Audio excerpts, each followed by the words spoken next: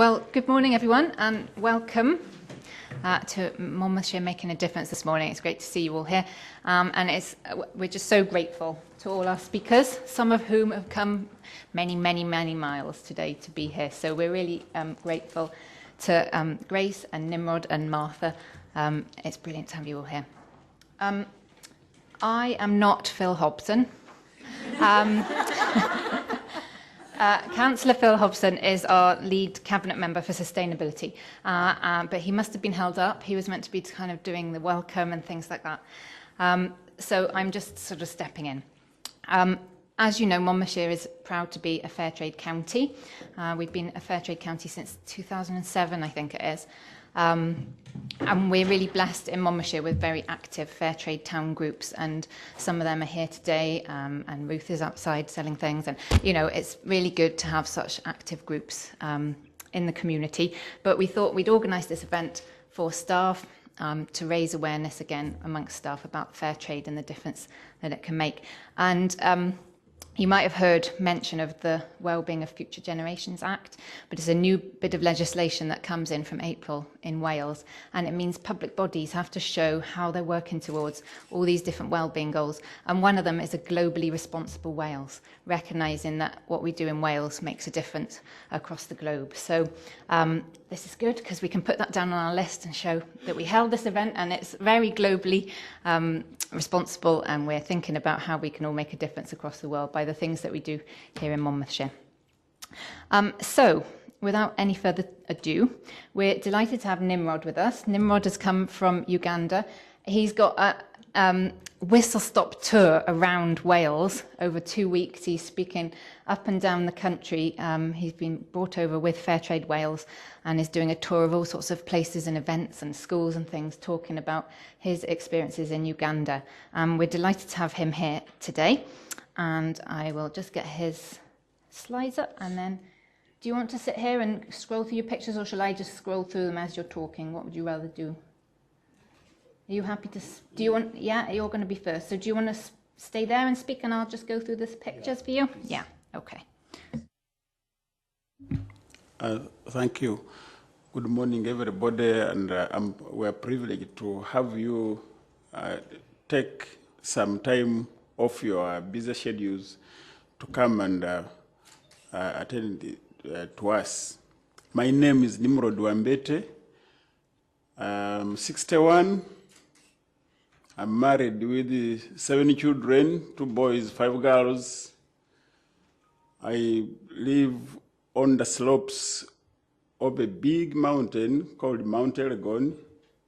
It shares the border between Uganda and Kenya in East Africa. And I have lived all my life on a coffee farm, on a small small holding. My father was orphaned at the age of 5, and he didn't have anything to inherit, so he grew up on the leftovers of the neighbors. And when he became of age, he sold his labor to the neighbors, from which he earned some money to buy a small piece of land on which he planted coffee. And when he raised us using proceeds from coffee to pay for education, and he made a very good choice to pay for all our school fees at the sacrifice of all other needs. He was going, we were going on one meal a day, but we were all happy because we were in school.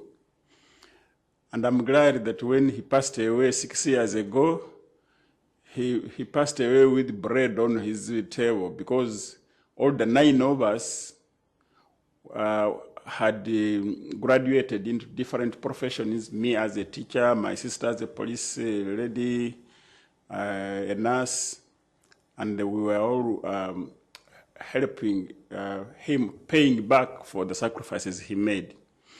So we sell our coffee to a cooperative. We have been selling our coffee to a cooperative. And the traditional cooperative is not as strong, as democratic as the cooperatives I see here in Europe. The manager of a cooperative, normally you are illiterate farmers, you hire an educated manager, and he can take advantage of you. You can't interpret the accounts, you can't monitor his activities, you can't check his excesses, and so you do not get much out of the cooperative, and he can pay you or he may not pay you. In fact, I joined the cooperative as a protest because I took coffee to the cooperative and the manager did not pay us. And when we went with a group of people to complain to the regulatory authority, the regulatory authority was bribed and they were compromised and did not help us. So we formed a movement which overthrew the leadership of the cooperative, and we came in. We struggled for a few years, and in the 90s, Fairtrade came on stage. Now, as you know, Fairtrade has standards, and the standards demonstrate that you must be very accountable to the farmers. You must respect the farmers who bring their coffee. You must help them to see the weight of their coffee on the scale. You must give them a receipt for the coffee they have brought, and you must pay them the price and the dividends. And when we joined the Fairtrade in 1999 and started exporting our own coffee through this cooperative called Gumutindo. This is my cooperative. We realized immense benefits. One, price fluctuation was no longer a worry to us, because even when the prices went down, we would get the price of the coffee. And we were able to support the welfare of our producers, opportunities for community development through premiums. In the last 10 years, we have earned, in my cooperative, Gumutindo, we have earned 80,000 pounds, British pounds, as premiums for the community development. And the decision is to buy more furniture for the schools or to extend water, because the average distance for fetching water on my mountain is about a kilometer away. You have to move across the ridge into the valley where the water is to bring water. And the school children must fetch water before they go to school, and they're often late at school. And of course, this water is polluted. The way to the spring to fetch water is not very secure, and so on. So we have been able to use these premiums to bring water, to have gravity water distributed to the villages. We have so far distributed to 16 points, and we are scaling it up to about 30 points. That will reduce the amount of time the children take and the families take to fetch the water. We use the premiums also to buy furniture, additional furniture. In my country, we have a classroom holding over 100 children, one classroom. Yesterday I was in a school with a population which is equal to the size of one classroom in my country. Ellen here came to my school when I was a head teacher in the school, a head teacher of a school of 4,300 children. I had photographs of this classroom, but your security systems, I think my memory stick, I think, had a virus or something. It crashed. I should have been able to see you, and I'm expecting my son to send me some photographs. 120 children taken over, helped by 2 teachers. One teacher standing behind to help in controlling discipline, and the other teacher in front teaching. And you can't pay attention to all the 120 children. And they are hungry, they haven't had breakfast. And they have walked over 2 kilometers from home. And they have no basic requirements. Yesterday I was in a classroom which is like a theater, a classroom with everything. Everything. And the children here don't know that the other part of the world, it is just a teacher and a piece of chalk. That's all. And you have to talk and talk and talk. The children, they're very disciplined and they like to come to school because school is better than home. But they come to school, but they don't learn. A few learn, the rest don't learn because 120 children, you can't have individualized attention to all of them. So and they overflow on their valuable desks and sit on the floor. So through Fairtrade, we have provided extended furniture. We buy additional furniture. We can't provide everything, but we intervene where we have some funds, and we do that.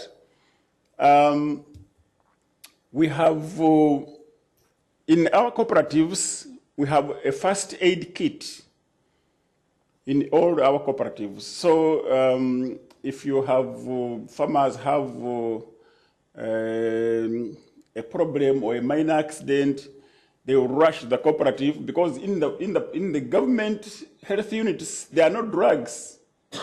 You will spend the time in a queue, and at the end of the queue, you will be told that there are no drugs, and you just have to walk home or buy from a drug shop. Fairtrade, before in the 1960s, when I joined the cooperatives, it was only men, only us dominating governance of the cooperative. The women produce coffee, but we are the ones, the men who carry it to go and sell it. And when we sell it, we are the ones who decide how to spend it. Beer takes a big chunk of the money, and then just a little is at the mercy of the wife, who should not complain, because tradition forbids them from complaining. They should be submissive. So Fairtrade has now taken all that, because the standards say up to a third of the committee must have women. So we now have women producing coffee and taking it all over to the cooperative, selling it, and making decisions about money. And where the women have put their money in the microfinance institutions, the micro institutions managed by women are doing very well. There is no fraud. They are very honest. They keep the money. Where there are men managing it, it is a disaster. So this is coffee produced by women in my cooperative, and we have a committee of 12 members, and 7 of them are women. The vice chair and the treasurer are women, and we are doing very well. Of course, the other benefits are child labor. Fairtrade prohibits child labor as opposed to family labor. You can't have a child carrying 20 kilograms of coffee on a head load going up the mountain or going down the mountain. And really, all that's good. These funds we get from the fair trade movements here in Europe, from the producer partners, from the partners who buy coffee, we use them to train, to create awareness in the communities about child labor, about involving women, about governance, ensuring that the farmers are aware of their responsibility to take on the committee and ensure that the committee holds general meetings and the decision is about expenditure of the money is taken democratically. So I am here again to thank the people of Wales. Really, I have been here 3 times, and if I had the opportunity to migrate, if I had a choice, this is where I would migrate to, Wales. Beautiful country, very, very compassionate people. And for Wales to have become the first fair trade nation, I think it's a message is going on. Because you do little things, going to a supermarket to buy coffee or tea, fair trade products, you bring them on the table. It's just a routine. But what you are doing is that you are putting more money, a little more money, into the hands of the people who produce this coffee. So it's a privilege that I am here again to speak to you and to encourage you to take this movement forward and ensure we have a better world. Just a little more of the processes of growing coffee before I wind up. Coffee is in parchment form. That exactly. What you see on the screen is parchment form. So those seeds are placed in a piece of paper. Previously, polythene paper. Now the environment prohibits that, and we use either an organic material. You put the seed there, but you select the best seeds out of those, and then it takes 6 months. Because coffee grows very slowly. It's a perennial crop, but it grows very slowly. After 6 months, it will have acquired a height of maybe a quarter foot, about 4 inches. That's when, but meantime, you have prepared a garden and you have made holes 3 feet down, 3 feet width, and you have put compost in the holes, 8 feet apart from each other. Then you plant that coffee, and it will take another 3 years for the trees to flower. So when trees flower, you have to prune and remove the scavenger branches. And when you are harvesting, you pick only the right cherry. Now, over there is me on the side of my garden. You can see the green cherries there, but also the red cherries. You must pick only the red ones. Even the half red ones, you don't have to pick them because they will compromise the quality. So you pick those, and after 3 days, you will pick another and it goes on from July up to September, and in the high altitude areas up to December. And when you pick them, you now pulp them, put them in a lot of water, ferment a little for 2 days, wash, and then dry under controlled temperature. If you don't do it under controlled temperature, the heat will crack the parchment and the flavor will escape. So you must keep the flavor in the seed by not exposing the coffee in heat. Then after you are sure that your coffee is dry enough, you sort it to remove defects, to remove any colored coffee, and then you lift it as a family to the store.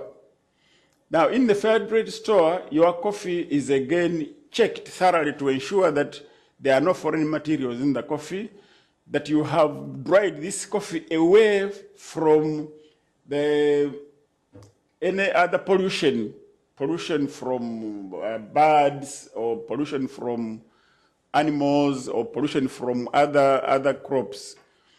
And then they check we have got moisture content meters. They will check the moisture of the coffee, and if it passes the test, then it is weighed, and you confirm that that is the weight, and then you are given a receipt, and then you go home to wait. Most of our farmers are not paid cash on delivery, and they don't care. In my region, we have over 20 companies buying cash on delivery, but farmers will not sell coffee to them. They will rather sell coffee to Fairtrade, because the person who pays cash on delivery, who is not Fairtrade, that's the end of the relationship.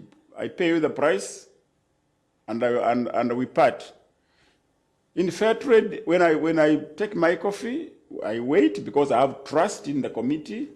It will be taken down to the factory, be processed into green coffee, and then be exported. And then we receive the first payment. And if the price is good, you receive the second payment per kilo on the coffee you have delivered, and then the premiums, the personal premiums for the farmer, and the community premiums. So over time, farmers have developed confidence in the committees, in the cooperative, because we don't cheat them. The rules say you must display the price list on a notice board. You must be as open as possible, and the farmers have a lot of confidence in us, and they will wait and get all the other benefits. So if you don't have the benefits for the 1 kilo of coffee, from which the farmer received £1.5 British, the other benefit, at the end he will get £2. Whereas when he sold it in the conventional market, he will not get anything.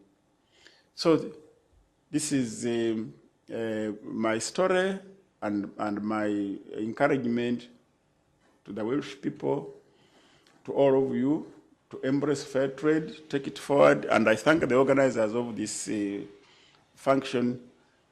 And I hope to see you more and more times, and to hear that fair trade is catching up all over the world, because we need a fairer world. Thank you for your attention.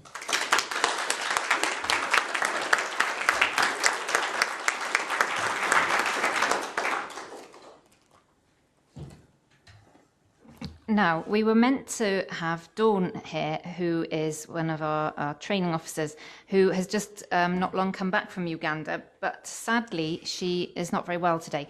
But she did a talk a bit like this, and we videoed it. So I'm just going to play you a little snippet of her talk, where she talks about her experiences meeting the coffee growers. So.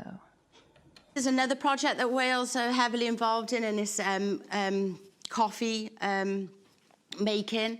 Such grueling work, you know, and they've got some equipment to help them here, but it's just amazing. They sort through all these, and it's also enhanced by Fairtrade.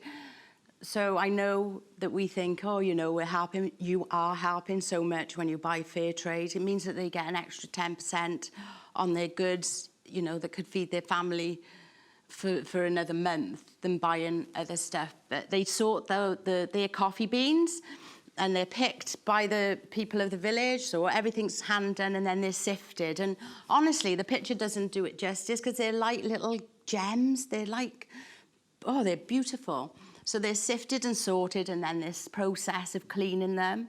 And I never realised that coffee beans were white, but they are before they're roasted, in my naivety. So they're cleaned and go through this process. And this lady here, you think she's sitting, she's actually crouched down, and she spends the day like that, in that position, sifting through the best beans. So when you have your next cup of coffee, sometimes you just, you know, I'll never be the same again after seeing some of these things, because, you know, an older lady crouched down, sifting through all of to make sure that they're the very finest coffee on bent down, and then the others are crouched down. However, it's a fantastic project. Hello, everybody. Yeah, I'm so pleased to be here today, and it's such a pleasure that I'm invited talking to lovely people, everyone carrying a smile. And it's really good to hear from you, Nimrod, as well, because I know I'm from Africa, but when you're actually hearing it from first-hand farmer, it makes me think much more about it. And also for your friend who has been to Africa, I think you only realize what you can do or how you can act when you've been there, and you actually see how difficult it is for the people there. I'm so pleased that I am a child of Monmouthshire. This is my home, so I'm talking to my people. I've migrated. You were saying, given a choice, you would move to Wales. I am so pleased that I've moved to the right place, to Wales. I was a teacher in Zimbabwe for the last, for 9 years before I decided to migrate. And the reason why I migrated is because of, I just realized there was so much pressure living in Zimbabwe, fighting from the authorities. I was trying to mobilize women to stand up for ourselves because of what Nimrod, is that Nimrod? What he said about our culture, that women are so oppressed. And I was trying to create social enterprises to help women to have a voice. And before I knew it, I actually lost my job because the government thought I was trying to be a politician and I wanted to take over. So it was that time when my house was ripped apart, I was beaten up, I didn't have anywhere to go, but thankfully I had a friend in Wales and she invited me to come here. So when I came in January 2001, I decided I didn't want to be a teacher anymore because of those fears. And you keep thinking that maybe all governments are the same. And because I was made to teach one geography lesson 3 times, I was a secondary school teacher. But you do it and you are so scared. So even when I moved here, I decided teaching was not a thing I wanted to do again. So I came here with arts and crafts that were made by these women I was trying to support. I lived in Carmarthen, my friend, that's where she was. And we just decided we wanted to empower women. How could we do it? So I heard about Fairtrade Wales, and I just asked them if I could tell them my story. So I'm so pleased that Fairtrade Wales listened to my story and I became a Fairtrade school speaker. So I've been working with Fairtrade Wales since 2007 as a school speaker. So I've been everywhere in Wales. You think North Wales is the best of Wales, and yet you go to South Wales, you think, oh, I wish I could live here. So it was, it was not an easy decision for me to decide to live in Abergavenny. I got married to my husband, David Tolman, who is here. We got married in Zimbabwe in 2007. And I couldn't come back.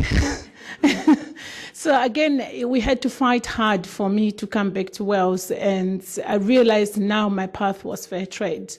So to me, fair trade has become part of my life. Every day I wake up, I think of the people back home who are suffering.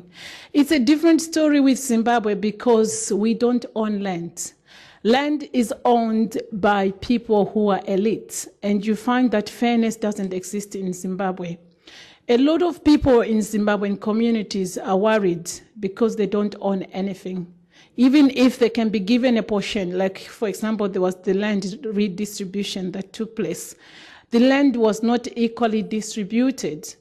For those who were given land, some of them ticked the boxes of being war veterans. So they got the land, but we have just come back from Zimbabwe where there is a restructuring. Those people who were given land is being taken back. The government is taking it back from them because, for example, some of them, of course, they didn't have farming skills, so they didn't work on the land. And some of them didn't have enough resources, like money to buy seeds. So now they own nothing. So Love Zimbabwe, the name came with my husband when we went back home in 2008. My father's house was destroyed by the government. And I have got 2 children in Zimbabwe. We got there and my children were outside. All my property, everything was outside in rain. And me and David we just looked at each other and said, Love Zimbabwe. That's where the name came from. So we are doing this work for the love of the people of Zimbabwe. We are registered with the British Association of Fairtrade Shops. So we are a fair trade organization with the same principles. But because of my predicament in Zimbabwe, I didn't want to be associated with food products. I want to be associated with farmers as well. So we had to find a way of getting into Zimbabwe by working with arts and craft producers. So we've been supporting my village, where I come from, which is Chinamora village, since 2009. And this support has come from different organizations in Momashe. It was not just by selling arts and crafts, but we have had organizations such as Abagaveni Methodist Church, schools in Ask, schools in Abagaveni, who have all come together and supported, especially me as an individual. They raised money. So we have established a community center. The story has changed now. I'm now a good friend of the people of Zimbabwe because we have established this community center, which is a hub where people come and meet. Our target group are the mothers of disabled children. Disability is still a massive issue in Africa, whereby disabled children, there's still stigma and most of them are not in schools. So we as Love Zimbabwe decided that these mothers should make arts and crafts. Before I came here, I designed batik. So I actually make some of the products that we make, the batiks, which are outside, tablecloths. So I took it as a duty to teach them to make these batiks, which we bring here to sell on fair trade principles. But now that we have a community center, it's amazing that they all come, they share skills, but it has become a place of safety as well. And some of this money also came from Fairtrade Wales, because I was funded by Fairtrade Wales as a school speaker, and I had a lump sum payment. I just thought, this money is going to go to the community center. So it enabled me to actually make sure this community center was built properly, but also it enabled me to bring my son here, who came to share the story, how we are living at the community center. My 2 sons are managing the community center with the mothers. So we do projects at the community center like chicken, poultry, arts and crafts making, and we have a garden. We'll see as we go on through the slides. So we're trying to teach people in the community to grow food organically. So people need to look after themselves. For example, now there's so much drought. How can they deal with the drought? So we are actually trying to find ways of combating climate change. Talking to them about fair trade, how does it help them getting the money direct to the producers, and also with the social premiums that Nimrod has been talking about. We have actually managed to drill 3 boreholes now at Chinamora at the clinic, because there was cholera epidemic in 2009 and there was no water at the clinic. So we have a borehole that we drilled, and at the community center, it's possible to grow food because we also have another borehole. So again, if I didn't become a member of fair trade, if it didn't become a part of my life, I wouldn't have been possible to reach the people of Zimbabwe. And we all know that it's hard to get into Zimbabwe. It's hard to, especially the president is 92 years old now and is really happy that he's still in power. So it's not easy to take them out. But I feel people like us, we are the ambassadors of those people who are back home. It's not that I wanted to leave my country. It's not that I wanted to leave my children, but I just wanted to do something that can make a difference to people's lives. So from this year, I feel God has answered my prayers because we are now linked with the University of Lampeter, which Fairtrade is on the top of our agenda, but we are actually taking students from Lampeter University to live at the community center. So there was a purpose for building this community center. The students will go and stay, but we take volunteers as well from you if you'd like to come. But the idea is to actually understand what is real poverty. We can talk about fair trade, we can talk about Fairtrade Fortnight, but you can only make an impact if you experience it yourself. So this is what we are bringing to people of Wales. Go and stay there for 2 weeks. Understand what does it mean to live with no electricity? What does it mean to live with no water? What does it mean we live with no television? It's just a different life. And I'm so pleased I've taken people from Abakafene who are now, they're just telling the story. I don't need to do these talks anymore because they've seen how difficult it is.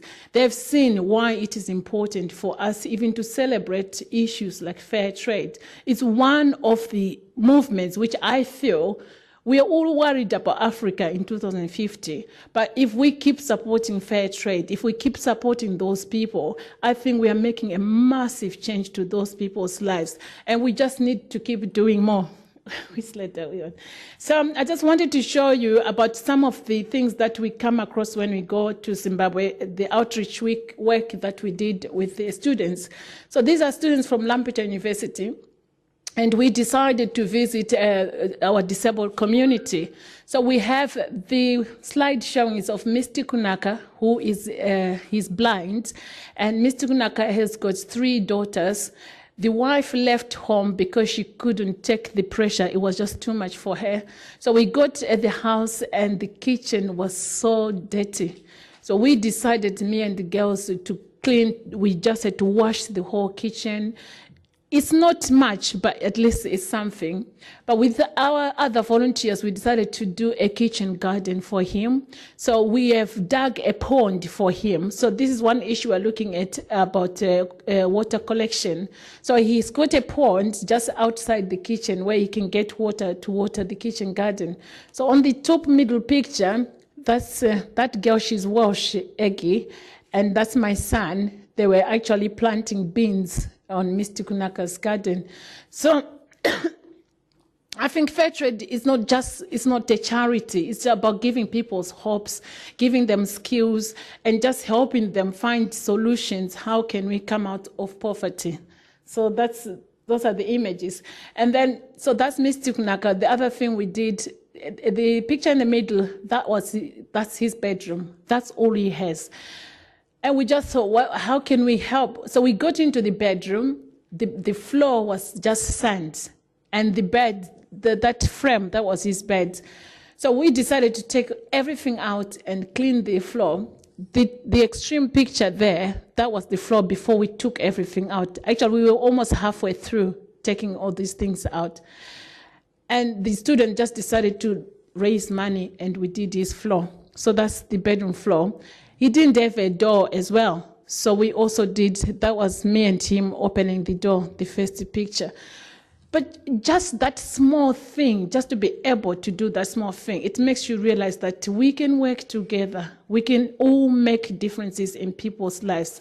And by living with people in Momasha, I'm so pleased that you're all listeners. And even coming to this event like today, you could have not done it, but you're just here to listen to our stories. So I'm so pleased that we are all working together, and everyone here is doing something that is making a massive impact on someone's life in a different part of the world. So that's, yeah, if you can. So I'm not saying much about other work that we do in schools, if you can just move on. So these are the experiences that we just give people. And now we are looking at doing a learning center at the community center, because most of the disabled children are not in school. And we decided at Love Zimbabwe, we have been having these children coming and we don't know what to do with them.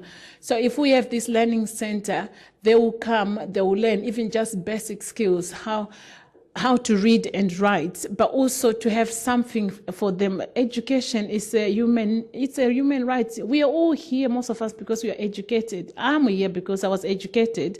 If I wasn't a teacher or if I didn't get the education, I wouldn't be speaking to you in English. So we would like to give these human rights to as many people as possible, and also to support our local artists. So I think one of the people in this group has bought, that's Cleto, who does our sculptures, use stones. And again, I was thinking about how coffee, how difficult it is from the seed and when it comes here. And these artists, they've got so much love when they make stuff. And the good thing about technology now, someone just bought his crafts and I just put it straight on his Facebook page. So already, yes, I did. And yeah, so it's good because you can tell that the money has gone direct to the person. There's no way we want to cheat these art and crafts producers. We want them to see how much their work is being liked here. And Elisha, he makes our beaded arts and crafts as well. So I feel good now that I've got, I go back to Zimbabwe, and for the first time, the government has called me this time, and I was thinking, well, now I'm not going to come out of, they're going to kill me. So I went to the State House and I had an opportunity to tell them how I feel about the future of Zimbabwe and the work that I'm doing with the students. And it has now become a national, Love Zimbabwe is now nationally recognized, the work that we are doing. So forget about the fights, forget about the beatings, let's move on. So we are the only organization. In the last 10 years, no one had taken students to Zimbabwe to do the work that we're doing, especially outreach work. And because now they've given me this passport, I just want to thank everyone who has supported me through this journey. And I hope we can do a lot to support different people in different parts of the country. And thank you ever so much for having me today. Thank you.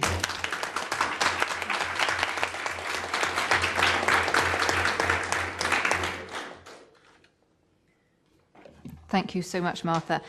And now we can hear from Grace. Grace works for Monmouthshire as one of our social workers, and she's got an amazing story to tell as well.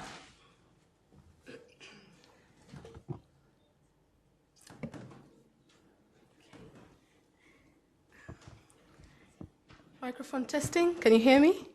Hello. Hello, lovely people. It's really amazing to be here today, actually. I remember when I got an email from Hazel asking me to come and speak at this event. I thought, well, I don't know much about Fairtrade, I have to be honest, but I do buy Fairtrade stuff and I do recycle. So does that count, Hazel? And she was like, oh, okay, yeah, that's a good start. So my name is Grace Bridgewater. I'm a social worker for Monmouthshire Children's Services. I'm actually a frontline child protection officer. That's how I would like to describe myself. And my story is different. I come from a different background, so my work is more around child protection and the protection of children in communities. You know, it's amazing to be in this company and to hear all these inspiring stories and some of the things that you can relate to. I normally pride myself with being the only Black social worker in Monmouthshire. I think it's a bit crowded now today, isn't it? So it's amazing because some of the things they're talking about, I could relate to that. I am the founder of a charity known as Msingi wa Tumaini. Can we just have a little go at pronouncing that? So Msingi wa Tumaini. Fantastic. Your Swahili is perfect. So Msingi wa Tumaini stands for Foundation of Hope. And this is a charity that was founded in 2012. Now, my story starts from the charity operates from my ancestral village in a place called Uyoma, Gagra. And this is in the western part of Kenya on the Great Lake Victoria that we share with Uganda as well. My village has got about 134,558 population. So if you think of Momoshire, but not as densely populated, that is it really. And the village has approximately about 2,000 orphans, and this is as a result of the HIV and AIDS pandemic. And I'm talking about the aftermath of what happened about 10 years ago. So the village has got the highest prevalence rate of HIV and AIDS compared to the rest of the country in young people. So that is really worrying. If you can think about, 130,000, 2,000 orphans, and the highest rate of young people who've got HIV and AIDS, if you do the maths, that's quite concerning.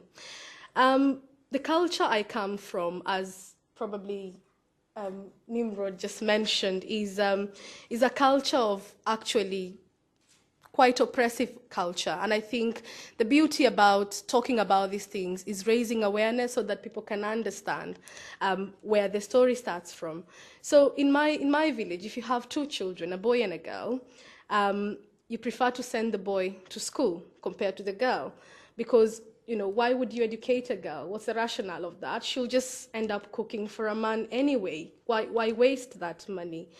And given that women and girls are looked as, primary carers, as Nimrod had mentioned as well, is, there's a boy and a girl, and if a decision is made, the two of you to go to school, as a girl, you still have to do the chores in the morning before you go to school. So you have to go fetch water, you have to do a bit of removing the weeds from the garden, you have to milk cows, you have to cook breakfast for the whole family.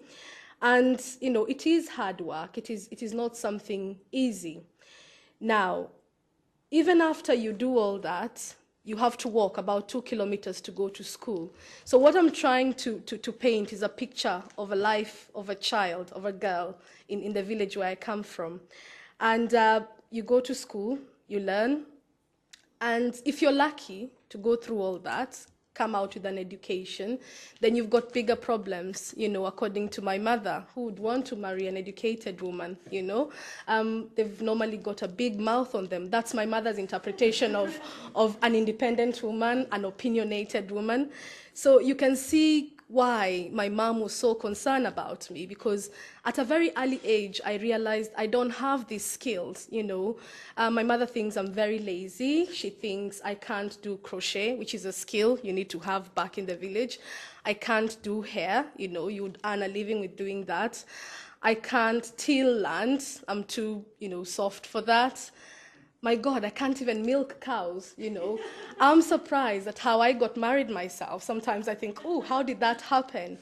And you can see why she was so concerned in terms of, why are you so interested in books? Because who would want to marry someone who doesn't have all these skills? Because according to her, as a Black woman, as a Black child, I lack all the necessary skills that would equip me to sort of survive in that environment.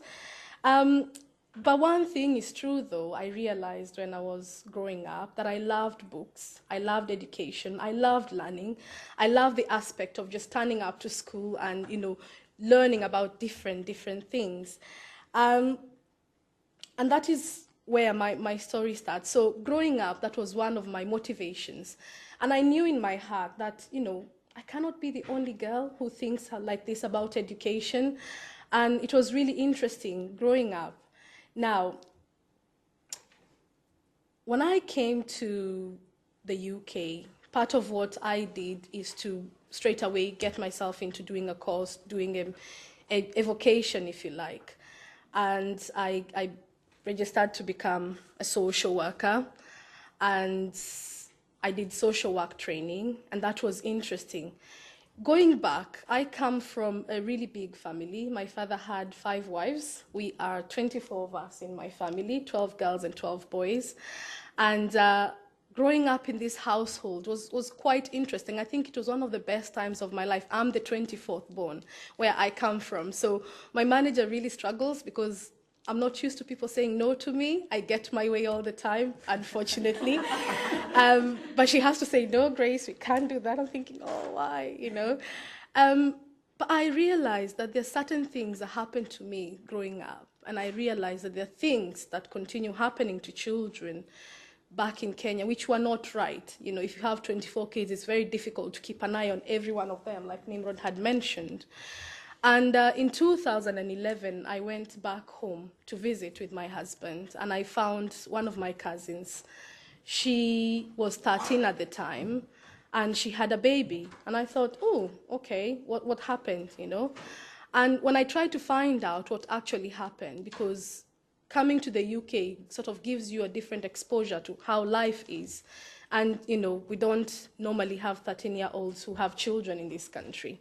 I realized that it was one of the teachers in the school that had made her pregnant. And I thought, okay, and, you know, it was acceptable, it was fine.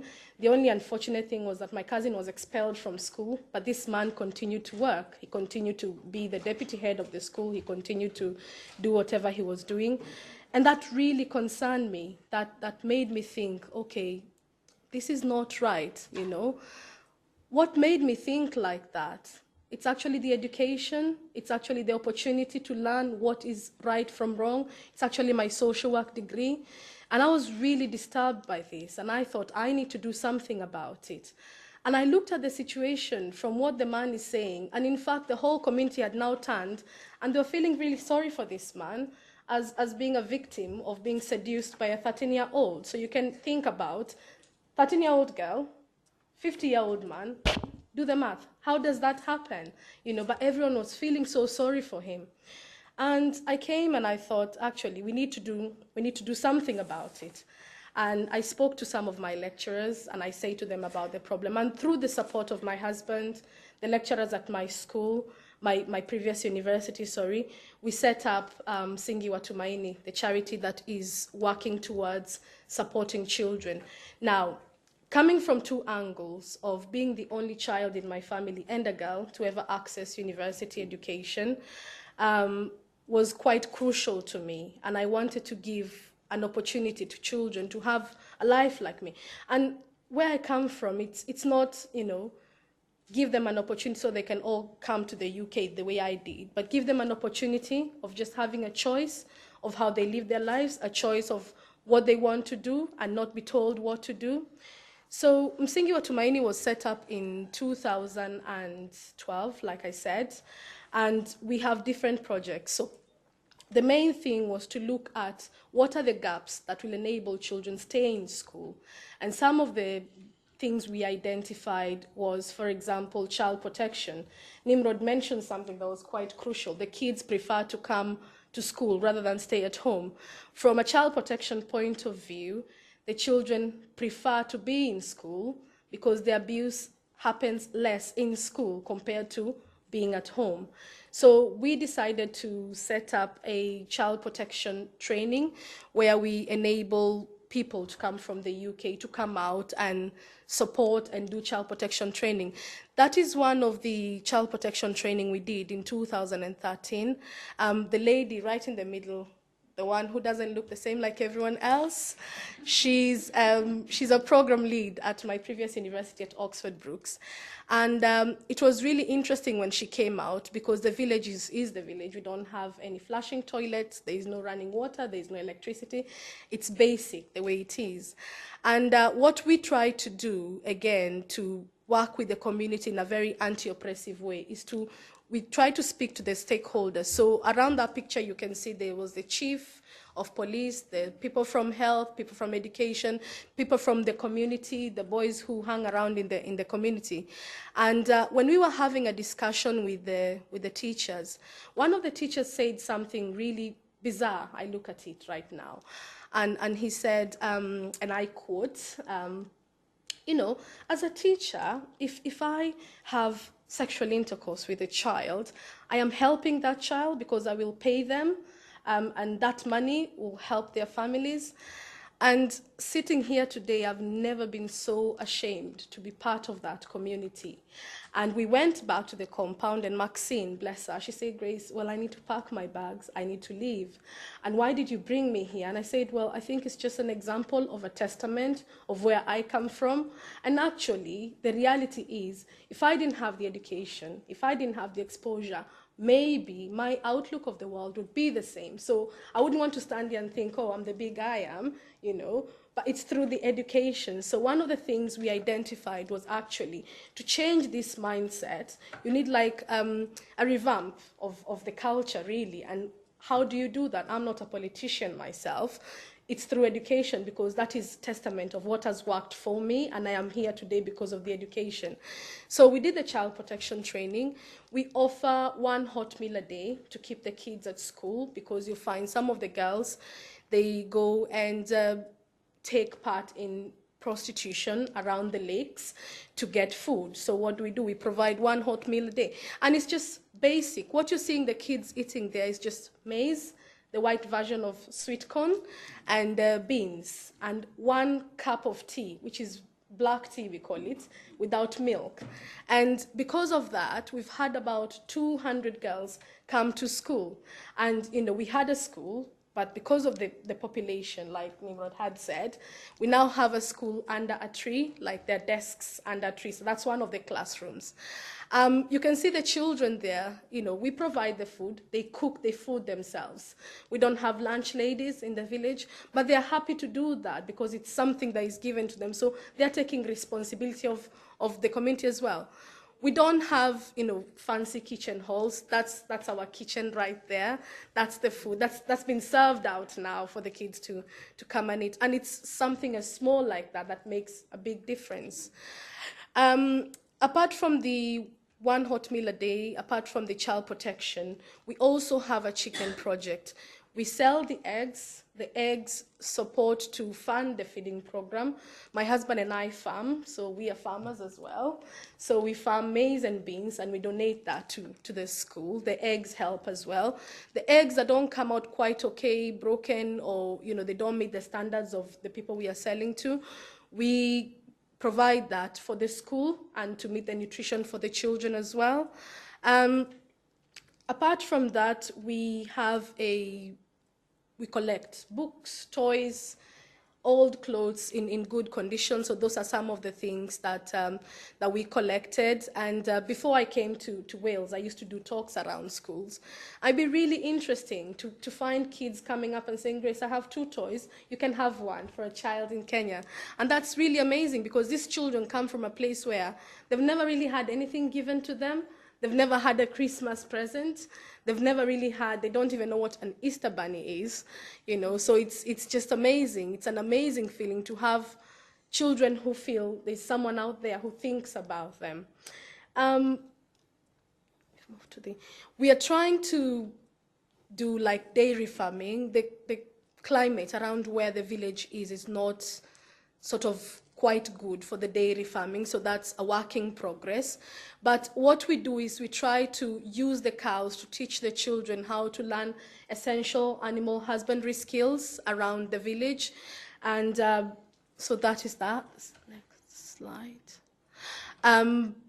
We have a water project. So when I talked about children going to fetch water, that is the main pond that we have in the village. That is where they go to fetch water. And that dries up during the famine. And if, unfortunately, we have the long rains, as they call it in Kenya, we have the pit latrines because we don't have flushing toilets. So the pit latrines fill up.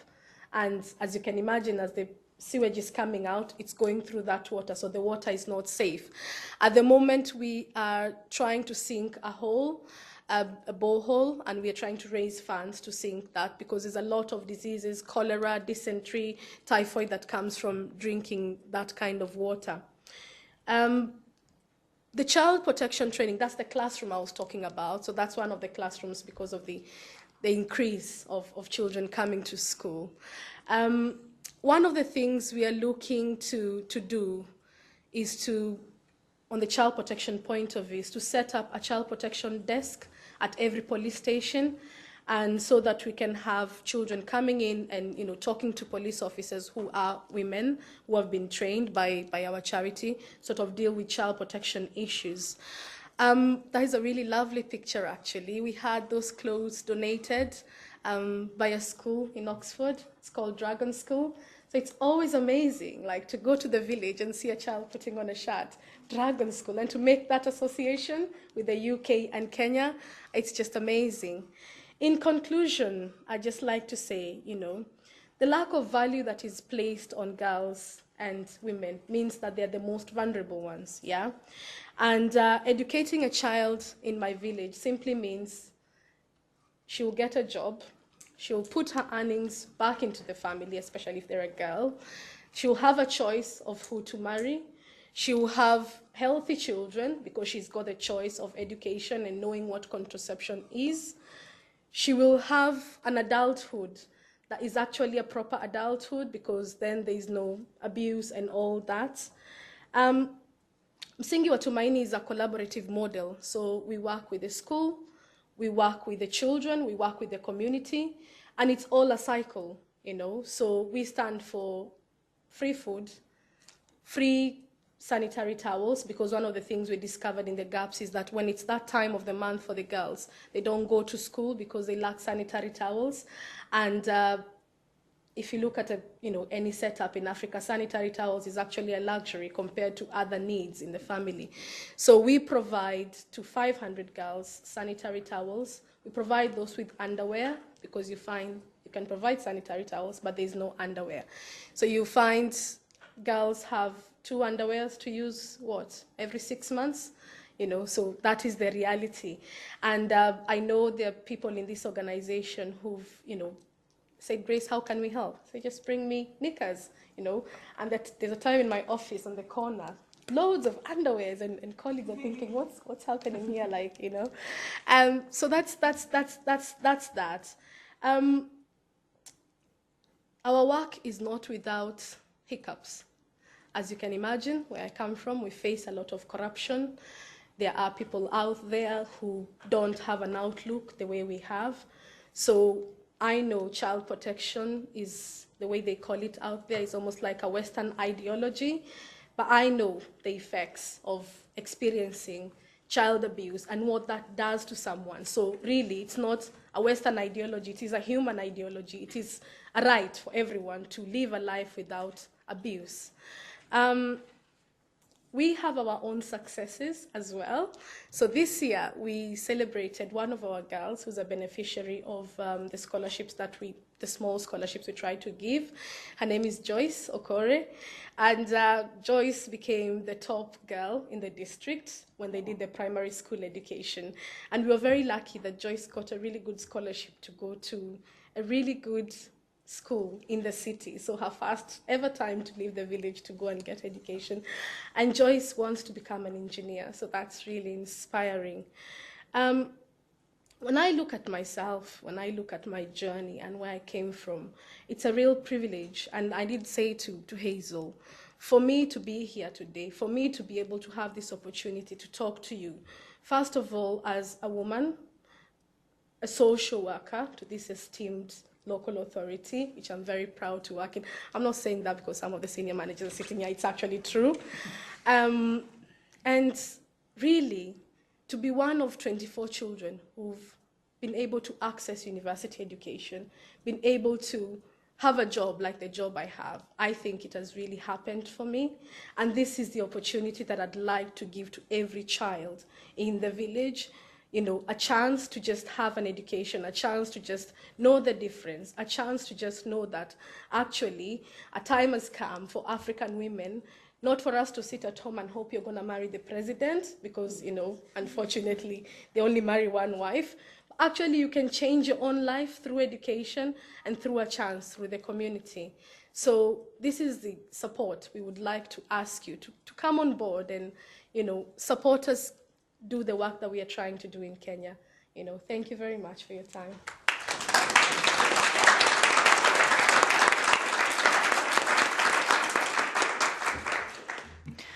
Well, I'd just like to thank all 3 of you. You've all been amazing and completely inspiring, and it's been so humbling to hear what you have done and where you've come from and the amazing things you're carrying on doing. And we're just so privileged, really, to have you all here and to be able to hear the things you've told us and to be able to think about ways that we can help. I wonder, I know we're kind of getting on for time, but has anyone got questions that they'd like to ask?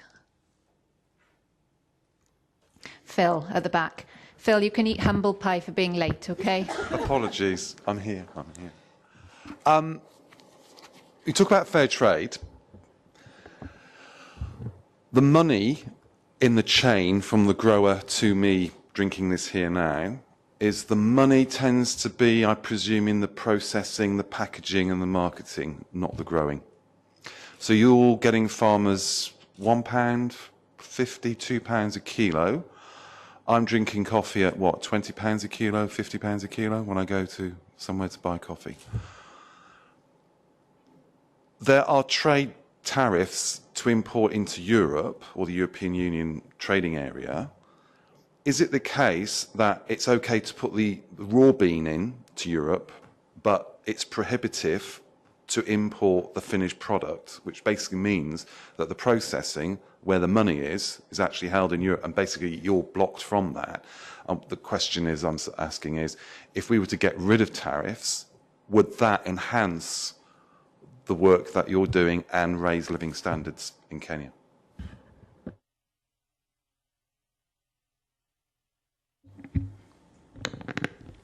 Thank you. We would all wish, producers of coffee, of fair trade products, we would wish to bring over finished products, because if we did that, that means we would get the highest price. That means we would employ more people in the chain out there, and that means we would have more control over the product. We are not able to do that because the countries in which we export our products into, I think they have, a country like the UK, I think it has got very strong protection laws for their citizens. They would like this product to come into Europe in this state in order to not to encourage competition from other countries and perhaps dilute their income and limit the excess. And that is not a fair trade. That's not fair at all. And we think the ideal situation would be what you are talking about if we did that. And there are opportunities to do that if the world trading legislation would change. If everybody would see this the way you are seeing it, to say, but you produce this coffee, why do you bring a product which is not finished? Because by bringing this product this way, and this stage, the roasters get the cut off, the transporters, the distributors, they get the cuts off. We are trying to negotiate that, but I think we are in a very weak position in the South. And most of our governments are not as responsible, or maybe they don't have enough negotiating powers to deal with this at the political level. But that would be the ideal. So I'm saying that if you remove fair trade is an intervention. It's a good intervention, because fair trade compared to conventional trade, I mean, conventional trade is money eat money. But we think we should negotiate from where we are to what you are calling. Thank you. Can I intervene there just very quickly? Really great question, Phil. The issue with coffee is that we want it really fresh. That green bean can be transported and can stick in a container in Rotterdam for maybe up to 6 months, and then we roast it and we still have it fresh. If they are roasting it in Uganda, which is landlocked, and then it takes that 6 months to travel, it's spoilt. Therefore, we will then say, oh, the coffee's bad, we don't want to import with. So the risk to the reputation of the quality, I think, is very, unless we start to improve our infrastructure for the real landlocked areas and those that are reliant on other countries to import. But I think that Europe has a big job to do. We're still in our early days of ensuring equality and equity in our entire supply chain. And I'd love to be able to buy this Gumatindo coffee that's been picked in September, roasted in that farm, in that cooperative, and in my coffee shops the following week. It's possible. We are a globalised world. It's possible. But I think I'm happy to work with you on those European tariffs and supporting the infrastructure development in the other continents that we need. Any other questions? Might be a bit of an unfair one, so feel free to think about the answer to it. But next week's International Women's Day. If there was one thing you'd love to say to the men and women in Monmouthshire over the next couple of weeks in terms of what we can do to improve things for people everywhere, I know you've mentioned a lot of this in your presentations, but if there's kind of one thing for us all to take away, what would it be, please?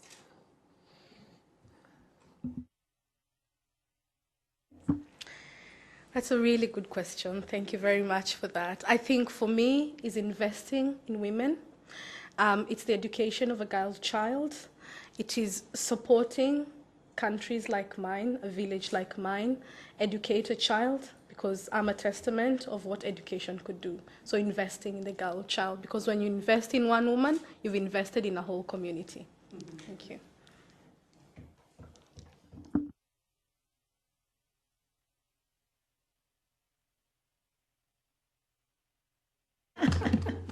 Over there.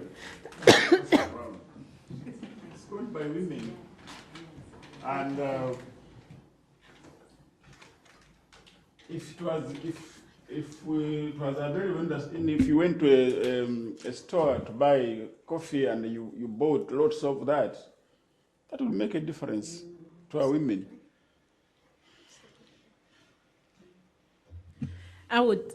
You finished? Yep.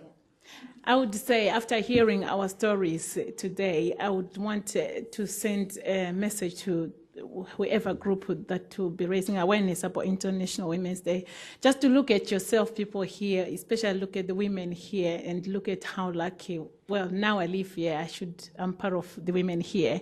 Let us look at how lucky we are, things that we have access to, and we can raise voices.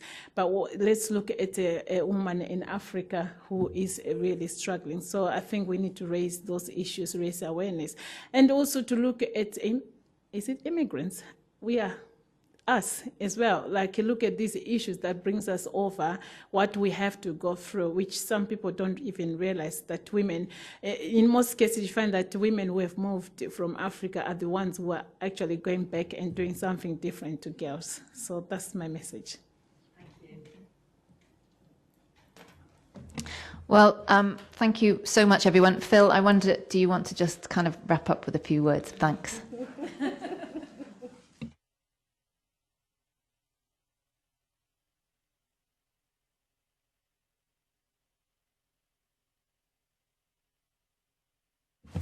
Thank you. I mean, first of all, I just think, actually, maybe it was fortuitous being at the back row, because that's where you feel most humble, because you get the view. We've heard stories today about how back-breaking the work is to get that cup of coffee on your table. I've seen it with rice. I've never eaten rice the same again, because I've seen it with my own, and it's usually women doing the work. I don't know why, people can tell me afterwards, but it's usually women that are doing the donkey work, I don't know why, it just is. We should be humbled by it, but I think the main message is that we sometimes can get tired of fair trade. We can sometimes go, oh, do I really want to pay that little bit extra? Do I really want that? Does it taste the same? Is it as good as the brand I know? And it's things and events like today that remind you that that extra bit of money is actually having an effect where it is. There's a lot of scepticism about giving to charity, giving to organisations. about does the money actually get there, or is there too much in administration? What we've seen today is people on the ground who are doing their own thing, and how you can make things better in daily actions. So I think it's inspiring to hear the stories, particularly, you know, how important it is for girls to get an education, but also how, in particular, women do the donkey work, do the hard graft, but then are also the most vulnerable and then usually the ones first attacked. And there is an injustice there. As with fair trade, it's about challenging injustice. So if there is a word I'd go away with today, is this is about justice for everybody. And, you know, we are duty bound, and my conscience tells me that, yes, purchasing decisions are part and parcel, just a little bit, to actually help towards the eventual goal of justice for everybody. I can't thank you again, for all your stories. And obviously we'll be talking later on, but thank you.